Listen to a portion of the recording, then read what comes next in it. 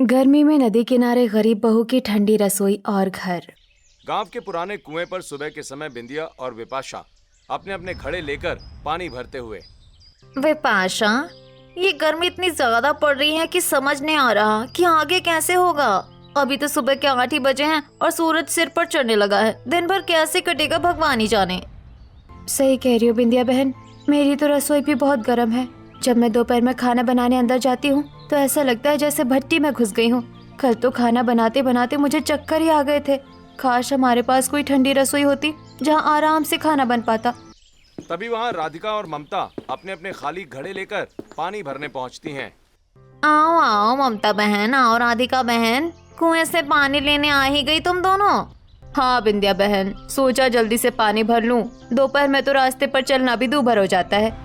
हाँ सही कहती हो बहन, जल्दी जल्दी भर लो सभी लोग पानी। थोड़ी भी देर हो जाएगी तो धूप और ज्यादा बढ़ जाएगी। अब तो इस कुएं में भी पानी ज्यादा नहीं बचा है, धीरे धीरे पानी सूख रहा है। अरे सही कह रही हो विपाशा बहन, इस भयंकर गर्मी की वजह से घर के हालात बेहाल है। गर्मी में तो इंसानों की हालत खराब है। इस कुएं बेचारे का क्या दोष। मेरे बेटे विनय और बेटी रिया की तबीयत भी इसी गर्मी की वजह से बार बार खराब हो रही है। बातें करते हुए ममता और राधिका घड़ों में पानी भरती हैं। पानी भरकर वो दोनों अपने अपने घड़े उठाती हैं और गांव की तरफ अपने घर के रास्ते पर लौट जाती हैं। रास्ते में एक सब्जी के खेत को देखकर ममता राधिका से, माँ जी देखिए ना, इस सब्जी के खेत में कितनी हरी हरी सब्जियां लगी हुई है। तुरई, लौकी, भिंडी, टमाटर, करेले, कद्दू, सब कुछ कितना अच्छा लग रहा है ना। हाँ ममता, सचमुच ये सब्जियां बहुत ही अच्छी लग रही है। तभी उस सब्जी के खेत का मालिक आता है और उन्हें अपनी सब्जियों को घूरता देखकर गुस्सा करते हुए, अरे ये क्या लगा रखा है तुमने? क्यों मेरी सब्जियों को घूर घूर कर नजर लगा रही हो तुम लोग? हाँ, गरीब कहीं के, बस दूसरों की चीजें देखकर उन पर आंखें ही गड़ा लेते हैं। चलो जाओ यहाँ से। ममता और राधिका दोनों को ये बात बहुत बुरी लगती है और वो चुपचाप अपने घर की तरफ चल पड़ती हैं।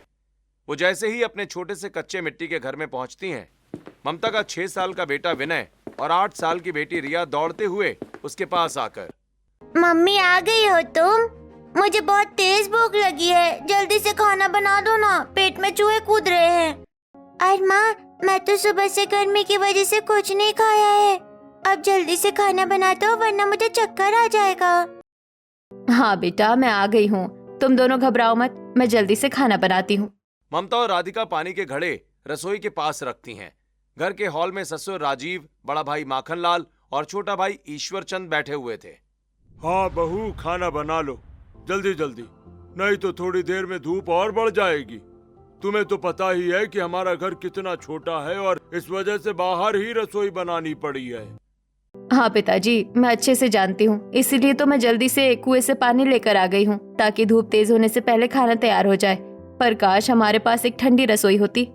बहू, मैं चूल्हा जलाने में या सब्जी काटने में कुछ मदद करवा दूं तुम्हारी? नहीं माँ जी, आप आराम से बैठो, मैं खाना बना लेती हूँ। ममता खाना बनाने का सामान लेकर बाहर चूल्हे के पास जाती है और आग जलाने लगती है। सास राधिका दरवाजे पर खड़ी होकर उसे देखती है। तभी राधिका को पिछला समय याद आने लगता है। कुछ समय पहले घर के अंदर चूल्हा जल रहा था, चारों तरफ धुआं भरा हुआ था। राजीव को धुएं की वजह से बहुत तेज खांसी आ रही थी। छोटा बच्चा विनय भी धुएं से बड़ा परेशान हो रहा था। हे भगवान, इस चूल्हे के धुएं ने तो जान ही निकाल रखी है। अंदर सांस लेना भी मुश्किल हो गया है। मुझे भी बहुत तेज चक्कर आ रहे हैं, अंदर इतनी गर्मी लग रही है कि बैठा नहीं जा रहा। जैसे ही मैं ये चूल्हा जलाती हूँ वैसे ही पूरा कमरा तपने लगता है।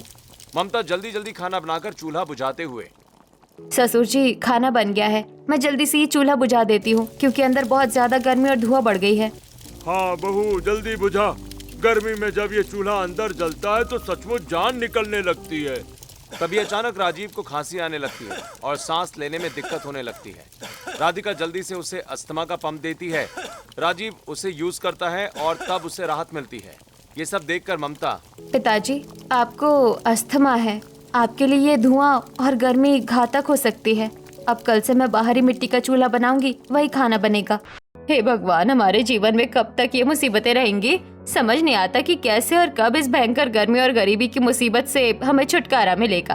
काश हमारी रसोई ठंडी हो पाती। ममता बाहर तेज धूप में जल्दी जल्दी खाना बनाती है और सारा खाना अंदर कमरे में ले आती है। सब लोग चटाई पर बैठकर खाना खाते हैं। खाना देखकर विनय, रोज रोज वही दाल चावल और रोटी। माँ कुछ तो अच्छा खाना खिलाओ।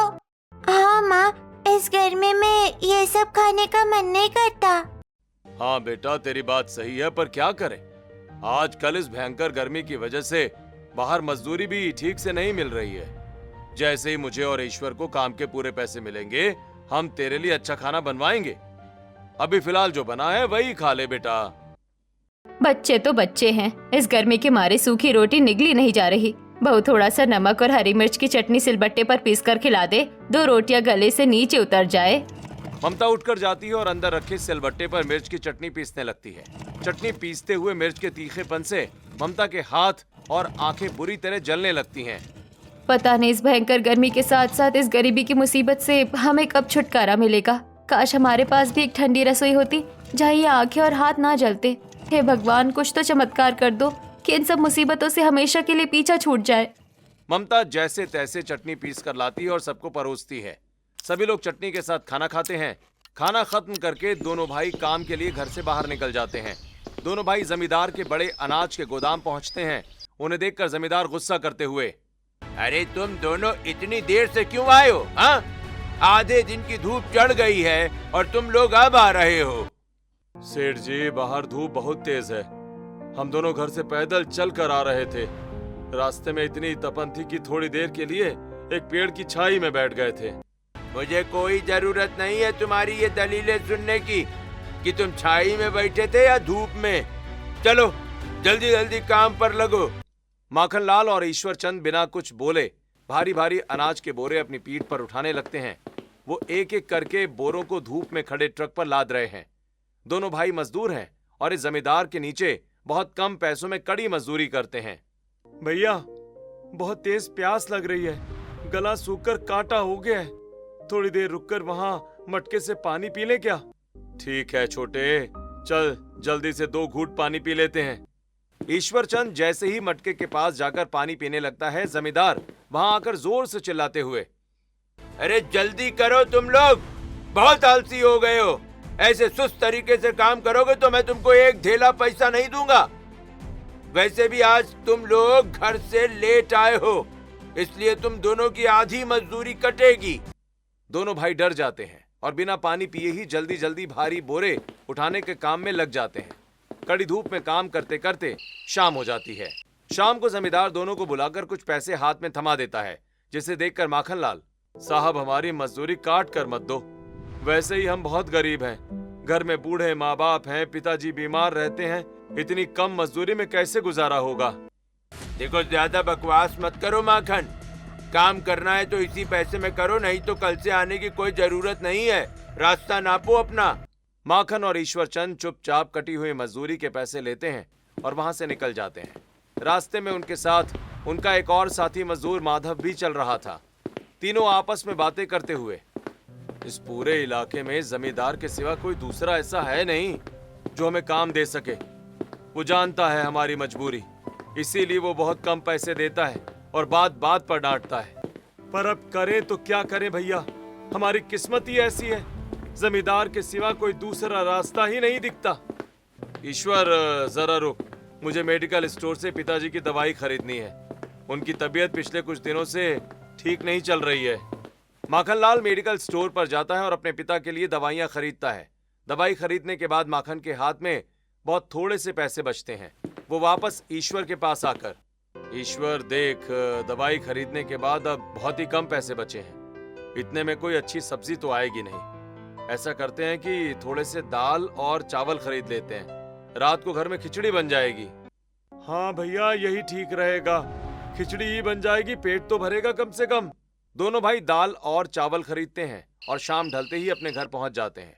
माखनलाल और ईश्वर चंद घर में जाकर दवाई और दाल चावल का पैकेट अपनी माँ के हाथ में देते हुए, माँ, जमींदार ने हमारी आधी मजदूरी काट ली क्योंकि हम दोपहर में थोड़ा देर से पहुंचे थे।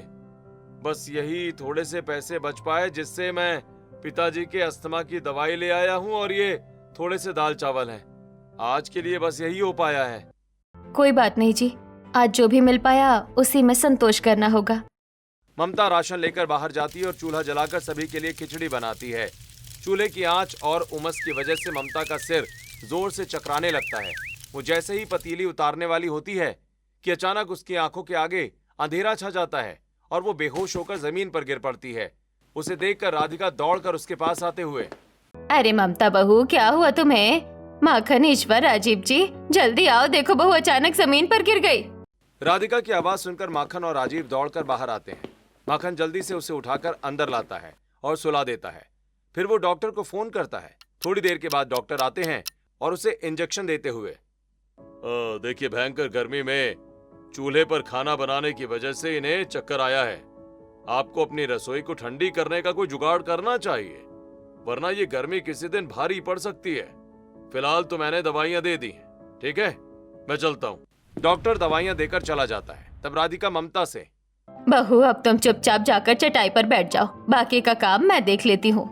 राधिका जाकर चूल्हे के पास बैठती है और बची हुई रोटियां सेकने लगती है। खाना तैयार होने के बाद राधिका खुद अपने हाथों से राजीव, बच्चों और दोनों बेटों को खाना परोसती है। सबको खिलाने के बाद आखिरी में ममता और राधिका भी थोड़ा सा खाना खाती हैं। खाना खाने के बाद ममता अपनी सास से, माँ जी, घर के अंदर तो बहुत घुटन है, चलो आज हम सब बाहर आंगन में बैठते हैं, शायद थोड़ी ठंडी हवा चले तो अच्छा लगेगा। पूरा परिवार रात को बाहर आंगन में चटाई बिछाकर बैठ जाता है। तभी रास्ते से गांव के दो मजदूर मुन्ना और काली आपस में बातें करते हुए वहां से गुजर रहे होते हैं। भाई काली, सच कह रहा हूँ, जब से मैंने दूसरों के खेतों में बधुआ मजदूरी करना छोड़ा है, मेरा जीवन सुधर गया है। पहले दूसरों के खेतों में दिन रात खटता था यार, फिर भी 2 वक्त के खाने के लिए तरसता था। लेकिन जब से अपने छोटे से खेत में खुद काम करने लगा हूँ ना, मुनाफा भले कम हो, पर कम से कम पूरा परिवार भर पेट खाना तो खा रहा है। हाँ भाई मुन्ना, तुम्हारी बात 16 आने सच है। इसीलिए तो बस मैं भी इसी जुगाड़ में लगा हूँ कि कहीं से थोड़े पैसे इकट्ठा करूँ और अपना खुद का एक छोटा सा खेत खरीद लूँ। अपने खेत में काम करने का सुख ही कुछ और है। मुन्ना और काली की बातें सुनकर ममता अपनी सास से, माँ जी, हमारे पास भी तो अपनी खुद की जमीन है ना? हाँ बहू, हमारी अपनी जमीन है। उस नदी के किनारे हमारा एक खेत है, लेकिन वो खेत किसी काम का नहीं है। वहाँ जमीन पर बहुत सारे बड़े बड़े पत्थर और कंकड़ भरे पड़े हैं, इसी वजह से वहाँ आज तक कोई फसल नहीं उग पाई। वो बंजर जैसा ही पड़ा है। राधिका की बात सुनकर ममता चुप हो जाती है। ऐसे ही कुछ दिन बीत जाते हैं। एक शाम राजीव घर आकर सभी लोगों से, एक बहुत अच्छी खबर है, मेरे पुराने दोस्त अरविंद की बेटी आरती का रिश्ता हमारे छोटे बेटे ईश्वर के लिए आया है। अरे वाह, ये तो बहुत ही अच्छी बात है राजीव जी। मैंने भी आरती को 1-2 बार गांव के उत्सव में देखा है। वो दिखने में जितनी सुंदर है उतनी ही समझदार और गुणी भी है। तो फिर तय रहा, कल ही हम सब मिलकर अरविंद के घर आरती को देखने चलते हैं। अगले दिन सभी लोग आरती के घर जाते हैं। वो आरती को देखते ही रिश्ता पक्का कर लेते हैं और कुछ ही दिनों के भीतर ईश्वर और आरती की शादी बड़े ही सादगी से संपन्न हो जाती है। विदाई के बाद नई दुल्हन आरती अपने ससुराल आ जाती है। घर में जगह कम होने के कारण उसे आराम करने के लिए अंदर भेज दिया जाता है। अगली सुबह घर में आरती की पहली रसोई का समय है। जेठानी ममता सुबह सुबह उठकर झाड़ू पोछा करती है और फिर राधिका के पास आकर, माँ जी, सुबह के 8 बज गए हैं, आरती अभी तक अंदर उठी नहीं क्या? हाँ बहू, नहीं आई है, थक गई होगी, बस आती ही होगी, तो चिंता मत कर। चलो अच्छा हुआ कि ईश्वर की शादी हो गई। अब घर में देवरानी आ गई है तो खाना वो बनाएगी। कम से कम मुझे तो अब इस तपती गर्मी में बाहर धूप में खड़े होकर खाना बनाने से हमेशा के लिए छुटकारा मिल जाएगा। तभी विनय और रिया दौड़कर अंदर आते हुए, माँ, मुझे बहुत तेज गर्मी लग रही है, मेरा सिर घूम रहा है और ऐसा लग रहा है जैसे चक्कर आ रहे हैं। हाँ माँ, मुझे भी बहुत गर्मी लग रही है। हाँ बेटा, बैठो यहाँ, मैं तुम्हें अभी हवा कर देती हूँ। ममता कोने में रखा एक बड़ा सा खड्डा उठाती है और विनय और रिया को हवा करने लगती है। तभी नई दुल्हन आरती तैयार होकर कमरे से बाहर आती है और राधिका के पैर छूती है। खुश रहो बहू, आज तुम्हारी पहली रसोई है, तुम्हें पूरे परिवार के लिए खाना बनाना है। जी माँ जी, आप बस मुझे बता दीजिए कि हमारी रसोई कहाँ है। ममता आरती को बाहर लाकर वहाँ बना रखा चूल्हा दिखाते हुए, आरती ससुर जी को दमा की बीमारी है और धुएं की वजह से उनकी तबीयत खराब हो जाती है, इसलिए खाना यही बनता है। अब आरती खाना बनाने का सामान लेकर बाहर तेज धूप में मिट्टी के चूल्हे के पास बैठती है और फूंकनी से फूंक कर चूल्हे में आग सुलगाने लगती है। धुआं उसकी आंखों में भर जाता है और गर्मी से उसका बुरा हाल हो जाता है। हे भगवान, इतनी भयंकर गर्मी पड़ रही है। और माँ जी ने मुझे बाहर इस कड़कती धूप में चूल्हे पर खाना बनाने के लिए बोल दिया। भला इतनी तेज तपन में कोई बाहर खड़े होकर कैसे खाना बना पाएगा? मेरी तो चमड़ी जल रही है। काश यहाँ कोई ठंडी रसोई होती। तभी रास्ते से मोहिनी और कोमल हाथ में घड़े लिए कुएं की तरफ जा रही होती हैं। वो नई दुल्हन आरती को धूप में खाना बनाता देख आपस में फुसफुसाते हुए, अरे कोमल, देखो तो जरा इस घर के लोगों को, आते ही बेचारी नई दुल्हन को भी इन्होंने इस तपते चूल्हे पर झोंक दिया। हाँ बहन, सही कह रही हो। इनका टीन का छोटा सा घर है जिसमें दिन भर आग बरसती है। अंदर बहुत गर्मी होती होगी, इसीलिए इन्होंने बाहर चूल्हा बनाया है। मोहिनी और कोमल बातें करते हुए आगे निकल जाती हैं। आरती उनकी बातें सुन लेती है पर कुछ कहती नहीं। वो जैसे तैसे पसीने से लथपथ होकर खाना पूरा करती है। खाना बनाने के बाद जैसे ही वो चूल्हे के पास से उठती है, उसका सिर घूमने लगता है। बाप रे, इतनी भयानक गर्मी लग रही है कि मेरा दम घुट रहा है। आरती दौड़कर बाल्टी के पास जाती है और अपने सिर पर थोड़ा सा ठंडा पानी डाल लेती है। वो पूरी गीली हो जाती है। फिर वो सारा खाना अंदर लाकर रख देती है और चटाई पर बैठ जाती है। उसे देखकर राधिका, क्या हो गया आरती बहू, तुम ऐसी गीली होकर क्यों बैठी हो? सब ठीक तो है ना?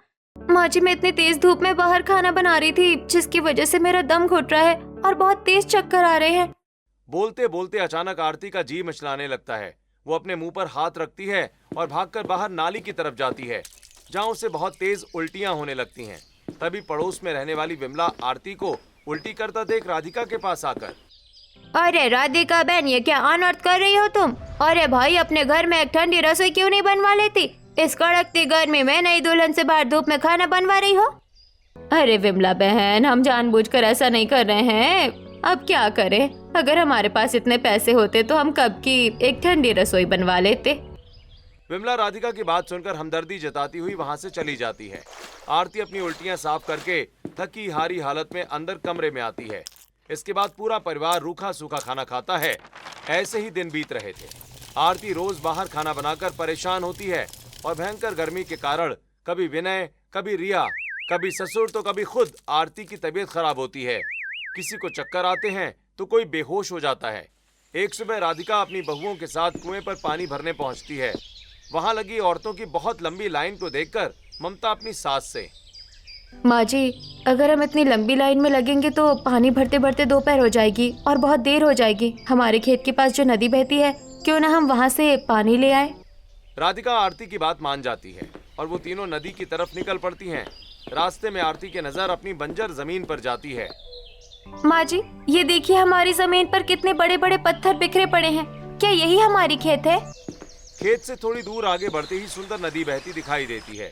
तीनों नदी के किनारे पहुंचती हैं और ठंडी छांव में घड़े रखकर नदी के ठंडे पानी में अपने पैर धोती हैं। इसके बाद वो दोनों नदी के साफ पानी में नहाती हैं और धूप में बैठकर अपने कपड़े सुखाते हुए, बहुत दिनों बाद इतनी ठंडक महसूस हुई है, पर अब शाम होने वाली है। हमें घर भी तो समय पर जाना है ना? हाँ दीदी, चलना तो है, पर माँ जी, मैं एक बात सोच रही थी। हमारे ये जो खेत है, हम इन पर खेती क्यों नहीं करते?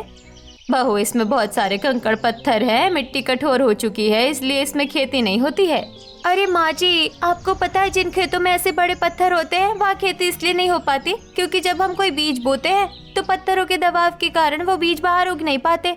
अगर हम सब मिलकर थोड़ी मेहनत करें और इन बड़े बड़े पत्थरों को हटा दें और उसके बाद यहाँ पर हम पूरी तरह से ऑर्गेनिक खाद डालें और बीजों को थोड़ा वैज्ञानिक तरीके से उगाएं तो यहाँ बहुत अच्छी फसल उग सकती है। ममता और राधिका आरती की बात बड़े ध्यान से सुन रही होती हैं। राधिका हैरान होकर आरती से, बहू, तुझे खेती बाड़ी के बारे में इतना सब कुछ कैसे पता? माँ जी, आप जानना चाहती है कि मुझे ये सब कैसे पता? तो सुनिए। आरती अपने हाथ में कॉलेज की डिग्री लेकर दौड़ती हुई अपने घर आती है, जहाँ उसकी माँ कांति और पिता केशव बैठे हुए हैं। माँ, पिताजी, मैंने एग्रीकल्चर के ग्रेजुएशन में पूरे कॉलेज में टॉप किया है। आज मैं ग्रेजुएट हो गई। ये रही मेरी डिग्री। हाँ हाँ बेटी, बहुत बधाई हो। तेरे पिताजी ने तेरी शादी के बाद में राजीव जी के घर पक्की कर ली है। अब तू ग्रेजुएट हो गई है तो जल्दी से शादी करके अपने ससुराल जा। ओहो माँ, तुम्हें तो पता है ना कि मेरा सपना क्या है।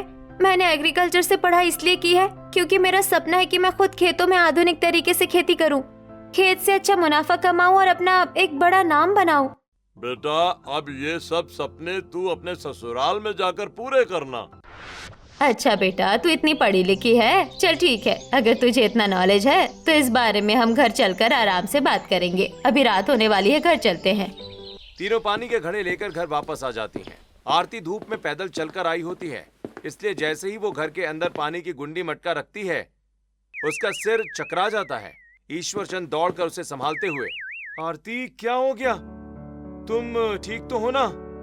मुझे बहुत तेज चक्कर आ रहे हैं, धूप की वजह से बदन टूट रहा है। वैसे आइए बैठिए, मुझे आप लोगों से कुछ बात करनी है। पिताजी भैया, अगर हम सब मिलकर नदी किनारे वाले खेत के सारे पत्थर हटा दें और वहाँ वैज्ञानिक तरीके से जैविक खाद डालकर सब्जियों की खेती शुरू करें, तो हमारी किस्मत बदल सकती है। नदी पास में ही है तो पानी की भी कोई कमी नहीं होगी। भाई, हमारी छोटी बहू पढ़ी लिखी और समझदार है। अगर वो ऐसा करना चाहती है और उसे इस काम का पूरा भरोसा है, तो हम सब भी इसके लिए बिल्कुल तैयार हैं। पूरा परिवार अगले दिन लाठी और कुदाल लेकर नदी किनारे अपने खेत पर पहुंच जाता है।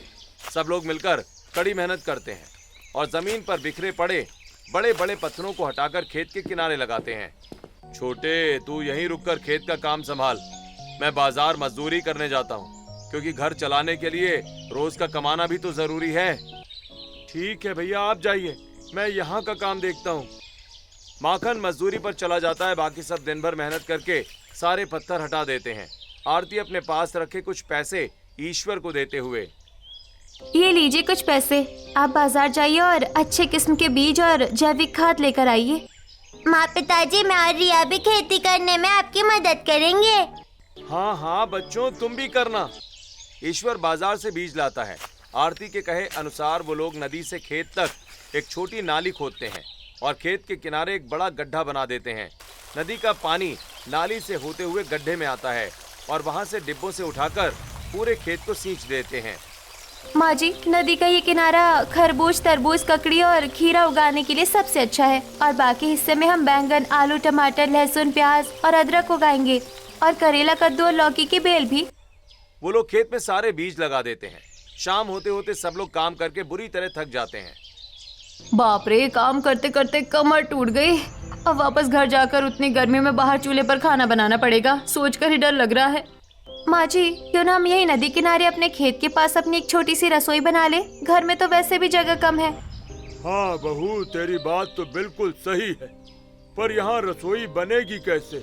हमारे पास तो पैसे ही नहीं है। अरे पिताजी, पैसों की जरूरत नहीं है। यहाँ पास के जंगल से हम बांस की लकड़ियाँ काट कर लाते हैं और सूखी घास फूस का छप्पर डालकर एक ठंडी रसोई तैयार कर लेते हैं। अब सभी लोग पास के जंगल जाकर वहां से बांस और घास लेकर आते हैं और बांस को गड़ा गड़ा कर एक बेस तैयार करते हैं और ऊपर छप्पर डालकर एक ठंडी रसोई बना लेते हैं। फिर ममता और आरती अपने घर जाकर रसोई का सारा सामान ले आती हैं और अपनी नई ठंडी रसोई में खाना पकाती हैं। रात को माखन भी काम से लौट आता है और ठंडी रसोई देखकर बड़ा खुश होता है। पूरा परिवार वहां बैठकर खुश होकर खाना खाता है। खाना खाकर विनय, माँ, यहाँ पर खाना खाना कितना अच्छा लग रहा है, बहुत मजा आ रहा है और बिल्कुल भी गर्मी नहीं लग रही। अब हम रोज यही खाना खाएंगे। अब उनका ये रोज का नियम बन जाता है। वो रोज रोज खेत आते हैं, सब्जियों को पानी देते हैं और वहीं ठंडी रसोई में खाना बनाते हैं। धीरे धीरे उनके खेत की सब्जियां बड़ी हो जाती हैं। खरबूज, तरबूज, ककड़ी और खीरा, बैगन, आलू, टमाटर, लहसुन, प्याज और अदरक, ये सब उगाता है। करेला, कद्दू और लौकी की बेलें सब कुछ अच्छी तरह से उग जाती हैं और अब वो लोग अपनी उगाई सब्जियां ठंडी रसोई में पकाकर खाते हैं। ऐसे ही दिन बीत रहे थे। एक दिन गांव की कुछ बूढ़ी औरतें उनका खेत और उनकी रसोई वहां देखने आती हैं। अरे राधिका, हमने पूरे गांव में सुना है कि तुम्हारी बहू ने नदी किनारे एक बहुत ही ठंडी और सुंदर रसोई बनाई है और साथ ही खेतों में सब्जियां भी उगी है। जरा हमें भी तो दिखाओ। आइए आइए चाची जी, पहले आप हमारे खेत देखिए। ये देखिए, इधर तरबूज और खरबूज लगे हैं, वहाँ ककड़ी, खीरा और ताजे टमाटर उगे हैं। ममता और आरती सभी मेहमान औरतों को अपने खेत दिखाने के बाद अपनी ठंडी रसोई में बिठाती हैं और अपने खेत की ताजी ककड़ी का रायता और कद्दू की स्वादिष्ट सब्जी बनाकर खिलाती हैं। भाई वाह राधिका, तेरी बहुओं के हाथों में तो जादू है। इस ठंडी रसोई में बैठकर ऐसा स्वादिष्ट खाना खाकर तृप्ति मिल गई। बातें करने के बाद औरतें वापस जाने लगती हैं। तब आरती उन्हें रोककर कुछ सब्जियां देते हुए, चाची जी, आप लोग खाली हाथ मत जाइए, ये हमारी तरफ से थोड़ी थोड़ी ताजी सब्जियां अपने घर ले जाइए। गांव की औरतें खुश होकर सब्जियां लेकर चली जाती हैं। अगले ही दिन वो औरतें अपने साथ 8-10 और महिलाओं को लेकर दोबारा खेत पर आ धमकती हैं। अरे राधिका बहन, कल तुम्हारी बउआ ने जो ताजी सब्जियां दी थी वो इतनी मीठी और टेस्टी बनी कि क्या बताए, पूरे घर ने उंगलियां चाट ली। हमें भी ये सब्जियां चाहिए, हमें भी 2-2 किलो बैंगन और टमाटर दे दो, हम इसके बदले तुम्हें पूरे पैसे देंगे। आरती और ममता खुश होकर सबको सब्जियां देती हैं और सभी महिलाएं उन्हें पैसे दे देती हैं। औरतों के जाने के बाद राधिका पैसों को देखकर फूल ही नहीं समाती। वाह भाई आरती, ये तो बहुत ही अच्छी बात हो गई। हमारी खेत की सब्जियां तो अब बिकने भी लगी है और पैसे भी आने लगे हैं। माँ, आज इतनी बड़ी खुशी मिली है तो अपनी इस ठंडी रसोई में मेरे लिए खीर बना दो ना। और माँ, खीर के साथ पूरी भी बनाना। हाँ बेटा, आज तो खीर पूरी ही बनेगी। दोनों बहुएं बाजार जाकर खीर पूरी का सामान लेकर आती हैं और अपनी ठंडी रसोई में चूल्हे पर खीर और पूरी बनाती हैं। शाम को पूरा परिवार खुश होकर खीर पूरी खाता है। खाना खाते हुए राधिका अपने बेटे से, माखन बेटा, अब तुझे बाहर इस भयंकर गर्मी में जमींदार की गुलामी करने जाने की कोई जरूरत नहीं है। अब तो हमारी अपनी सब्जियों से अच्छे खासे पैसे आने लगे हैं। अब तू भी यही खेत पर हमारे साथ काम कर। अगले दिन से सभी लोग फिर से अपने खेतों में काम करने में जुट जाते हैं। ग्राहक आते हैं और उनकी सब्जियां खरीद कर ले जाते हैं। इस तरह धीरे धीरे समय बीतता है और उन लोगों की सब्जियां बेचकर अच्छी कमाई होने लगती है। उधर एक दिन जमींदार अपने आदमी से, भानु, ये माखन और ईश्वर दोनों भाई कई दिनों से काम पर क्यों नहीं आ रहे हैं? कहाँ मर गए दोनों? दरअसल सेठ जी, उन लोगों ने तो नदी किनारे जो उनकी बंजर जमीन थी ना, उस पर बहुत शानदार खेती कर ली है और वहाँ पर बहुत अच्छी और ताजी सब्जियां उगी हैं। मैंने खुद देखा है। अच्छा, वो बंजर खेत हरा भरा हो गया। चलो कल ही उनके यहाँ चलते हैं और अपना हिसाब चुकता करते हैं।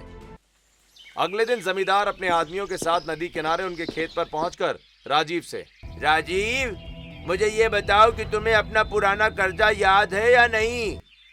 जमींदार की बात सुनकर राजीव पिछले दिनों को याद करते हुए, राधिका की तबीयत बहुत ज्यादा खराब थी। वो खाट पर बेहोश पड़ी थी। राजीव रुपयों की गड्डी लेकर घर में आते हुए, ईश्वरचंद माखनलाल, तुम्हारी माँ को शहर डॉक्टर को दिखाना बड़ा जरूरी था, इसलिए मैं अपना घर गिरवी रखकर जमींदार से पैसे ले आया हूँ। हाँ जमींदार जी, मुझे याद है। हाँ तो सुनो, या तो तुम मुझे अभी के अभी मेरे पूरे पैसे दे दो या फिर ये सब्जियों वाला उपजाऊ खेत मेरे नाम कर दो। साहूकार जी, ऐसा मत कीजिए, हमें कुछ दिनों का समय दीजिए, हम आपकी पाई चुका देंगे। ठीक है, कुछ दिनों की मोहलत देता हूँ, पर याद रखना, अगर पैसे नहीं मिले तो खेत मेरा होगा। जमींदार ऐसा कहकर चला जाता है। पूरा परिवार इस बात से और दुखी हो जाता है। सभी अपने खेतों में जी तोड़ मेहनत करते हैं और सब्जियां उगाकर उन्हें बेचते हैं। ऐसे ही 2 महीने बीत जाते हैं। एक दिन जमींदार अपने 5-6 लठैतों के साथ दोबारा खेत पर आता है। उसे देखकर बाकी गांव वाले भी उसके पीछे पीछे राजीव के खेत पर पहुंच जाते हैं। गांव वालों, देखो, इस राजीव ने मुझसे बड़ा कर्जा लिया था और अब मेरा पैसा वापस नहीं दे रहा है।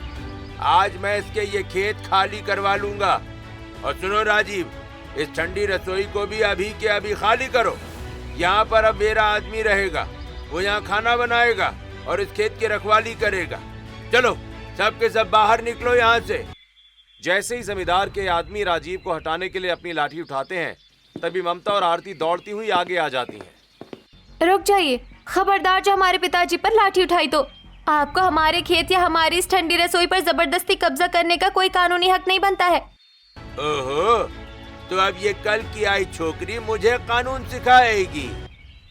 हाँ सिखाऊंगी। आपको शायद पता नहीं है, भारतीय दंड संहिता की धारा 441 और 447 के तहत यदि कोई किसी की जमीन पर जबरदस्ती कब्जा करने की कोशिश करता है तो उसे सीधे 3 साल तक की जेल और भारी जुर्माना की सजा हो सकती है। मैं अभी पुलिस बुला लूंगी। अच्छा, तो तुम इतनी पढ़ी लिखी हो तो तुम्हें ये भी पता होगा कि जो कर्जा तुम्हारे ससुर ने लिया था उसे वापस करना भी जरूरी है। हाँ, हमें अच्छे से पता है, आप चिंता मत कीजिए। हमारे पिताजी ने आपसे जो 2 महीने का समय मांगा था वो समय आज पूरा हो गया है। दीदी लाइए पैसे। ममता अंदर जाती है और अपने झोले से नोटों की गड्डियां निकालकर बाहर लाकर जमींदार के हाथ में थमाते हुए, ये लीजिए आपके कर्जे के पैसे, गिन लीजिए इन्हें। अरे तुम लोगों ने सब्जी बेच बेच कर इतने सारे पैसे इकट्ठा कर लिए। लेकिन सुनो, इस पैसे में थोड़ा ब्याज कम है, मुझे पूरा पैसा चाहिए। ठीक है, हमें सिर्फ 2 महीने का समय और दीजिए। आपके बाकी के बचे हुए पैसे भी हम सूद समेत आपको दे देंगे। और जमींदार जी, एक बात याद रखना, अगर इसके बाद आपने दोबारा ऐसी हिम्मत की कि हम पर या हमारे परिवार पर उंगली उठाई या डराने की कोशिश की, तो मैं आपको कोर्ट घसीटूंगी और सीधे जेल की हवा खिलवाऊंगी। अरे वाह, इसे कहते हैं ऊंट पहाड़ के नीचे आना। जमींदार को अब तक सब सीधे साधे मिलते थे, अब की बार पढ़ी लिखी बहू मिली है ना, अब समझ में आएगी जमींदार को। हाँ। गांव वालों के ताने सुनकर जमींदार शर्मिंदा और चुपचाप होकर वहां से अपने आदमियों के साथ लौट जाता है। कुछ दिन और बीत जाते हैं। 2 महीने के बाद राजीव और ईश्वर जमींदार के घर जाते हैं और उसके बचे हुए पैसे भी चुका देते हैं। जमींदार जी, ये रहे आपके बाकी के पैसे, अब मेहरबानी करके हमारे घर के असली कागज वापस कर दीजिए। जमींदार चुपचाप अलमारी से निकालकर घर के कागज राजीव को सौंप देता है। राजीव और ईश्वर खुशी खुशी घर लौट जाते हैं। आज हमारा घर और खेत पूरी तरह कर्ज मुक्त हो गया है। अब हमारे पास अच्छा खासा पैसा भी जमा हो गया है और अब हम इस कच्चे घर को छोड़कर अपनी इसी जमीन पर एक सुंदर और पक्का घर बनाएंगे। कुछ दिन के बाद उन्होंने अपने खेत के पास ही एक सुंदर पक्का घर बना लिया है। उनकी ठंडी रसोई के बाहर ताजी सब्जियों का बहुत बड़ा ढेर लगा है। गांव के बहुत सारे लोग लाइन लगाकर उनसे सब्जियां खरीद रहे हैं। उनकी सब्जियां धड़ाधड़ बिक रही हैं। पूरा परिवार बड़ा खुश है और आपस में मुस्कुराते हुए अपना जीवन बहुत खुशी खुशी गुजार रहा है।